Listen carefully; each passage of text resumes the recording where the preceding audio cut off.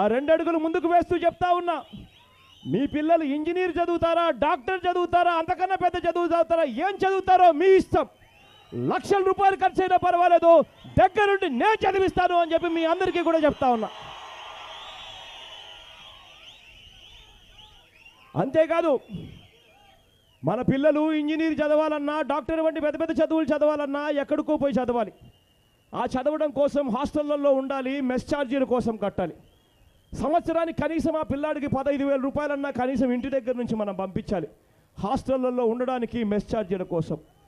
ఆ 15,000 రూపాయలు కూడా పంపించలేని పరిస్థితిలో చాలామంది తల్లిదండ్రులు ఉన్నారు. ఆ తల్లిదండ్రులు అందరి కోసం కూడా చెప్తా ఉన్నా, మీ పిల్లలను ఇంజనీరింగ్ చదివించడమే కాదు, డాక్టర్ చదివించడమే కాదు, ఆ ప్రతి పిల్లాడికి మెస్ ఛార్జీలు, హాస్టల్ ఛార్జీలు కూడా ఇబ్బంది పడకుండా ఉండేందుకు ప్రతి పిల్లాడికి సంవత్సరానికి 20,000 రూపాయలు ఇస్తామని చెప్పి ప్రతి పిల్లాడికి కూడా చెప్తా ఉన్నాం, ప్రతి తల్లికి తండ్రికి చెప్తా ఉన్నా.